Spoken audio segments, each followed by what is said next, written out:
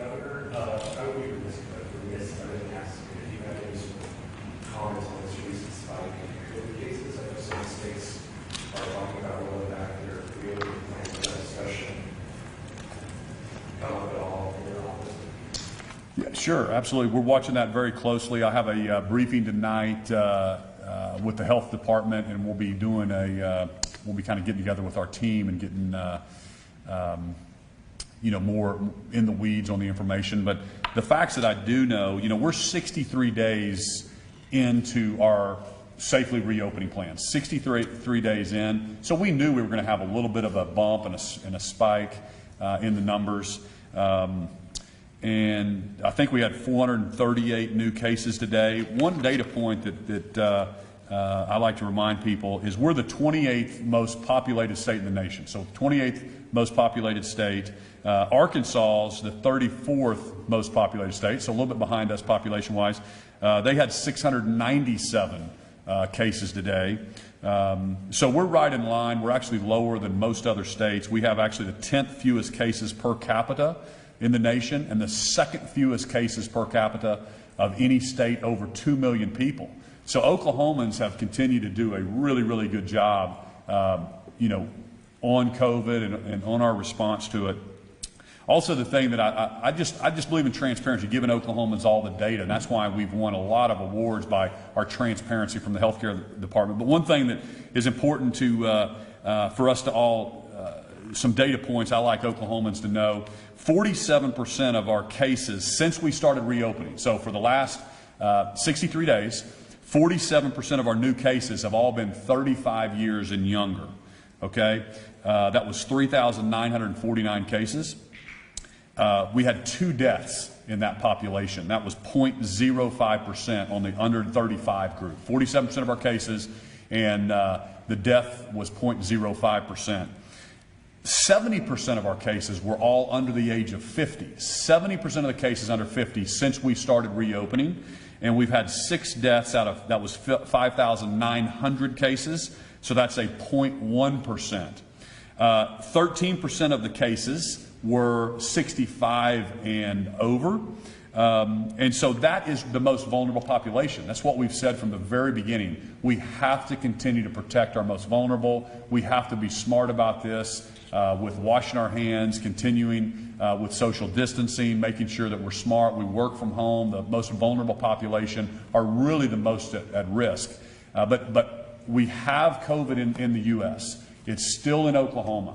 We have to learn how to deal with this and how to continue to flatten that curve out. So really, we Oklahomans are doing exactly what we intended to do. In the very beginning, the reason we've issued 25 executive orders was to flatten this curve and make sure we didn't overrun our hospital system. It gave us a chance to build capacity. So we have 5,000 beds available. We have PPE. We've got the strategic stockpile now. We're in really good shape there. We're still distributing around to our first responders and our hospitals around the state. So I'm really proud of how Oklahomans have handled this. We're in great shape in hospitalizations. I got the number earlier. It was 277 people out of 4 million Oklahomans and out of a capacity of 5,000 across the state of Oklahoma. So I just want to remind Oklahomans we have to continue to take this seriously. We've got to continue to wash our hands. We've got to continue to stay home if you're sick, and specifically the elderly population that are really most vulnerable to this or have immune compromised systems have got to take extra precaution from catching this. Closing down the economy is not part of the discussions at this point. We're so far away from talking about this. Again, we just have to learn how to live with it. We need to continue to monitor that elderly population, the nursing homes. That is the population that I am concerned about and continuing to monitor. We're continuing to do the cleaning there. But closing down with 277 people in the hospital, absolutely not. That's not part of the discussion at this point. Because the other states that are still, closed down, or maybe they're in phase 1, or they're seeing spikes right now as well. And if you close down, you still are going to have these ebbs and flows, and it could last for the next 2 years. We have to learn how to deal with this and how to keep ourselves safe. And I think Oklahomans are doing a really, really good job.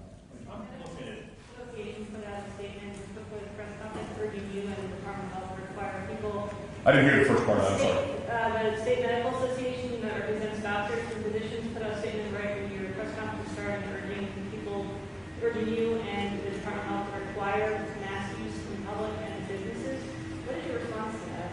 You know, I haven't seen their statement, and I'd be fine with that. I want to encourage people to use masks as well. And if you are have a vulnerable population, I want you to continue to work from home and want us to continue to offer that as businesses and continue to innovate, do the deep cleaning. We have to take this seriously. But shutting down the economy with 277 people in the hospital with the facts that are in Oklahoma right now is not something that I think we should do as governor. But of course, we want to encourage people to continue to take personal responsibility in how their health care and how they keep themselves safe. I'm always reluctant to mandate things and mandate different things, but because it's about freedom, it's about personal responsibility, and I think again Oklahomans do a really, really good job. You were in Tulsa for President Trump's rally. He mentioned in his speech that he had talked to people about slowing down the testing. And then the next day, some people on his behalf said that was a joke, kind of a jest. And then he came back the next day after that and said, "I don't joke." Have you talked to him about testing rates? And do you believe we should be slowing down testing at all, or do you think we should continue to keep testing as many folks as possible? No, I think we should continue to test as many folks as possible. Our contact tracing is so important for our state. We've tested close to 10% of the population now, so we're between 300,000 and 400,000 tested. We're really ramping up our antibody testing as well. But and we've also I've still got the National Guard on with contact tracers embedded in the health department as we're training more contact tracers. So that's the best way we're going to continue to isolate if they're sick. But again, it's not practical. This is what Oklahomans realize, and sometimes the media that we watch on television continue to talk about, trying to get the cases to zero. That's just not practical. We have to learn how to live with this, be responsible, keep ourselves safe, and that's exactly what I believe we're doing better than any other state here in Oklahoma, and I think our data proves it. Governor, the health department is encouraging people that went to a large gathering like a rally to get tested. Have you or your staff been tested since the rally? I have not been tested since the rally. I got tested the day of the rally. I got tested, I think, the day of the rally.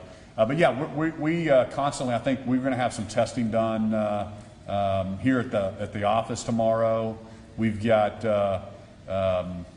88 test sites set up across the state. We have we're looking at some rapid testing that we can deploy through kind of the Walgreens around the state. Antibody testing is something that I'm going to be meeting with the staff tonight to continue to push. I think that's really important data point. Secretary Shrum just shared with me that our data on people that give blood, we're testing all those for antibodies. We're up to like 6% now in the population of those that are giving blood. So we need to continue to do that testing. And I don't know if the team wants me to get tested tomorrow or not, but I have no problem. I've been tested 3 or 4 times since this started. Are there ways to get in to get tested instead of public health department testing sites? I'm hearing, I've seen on social media 3 or 4 day waits.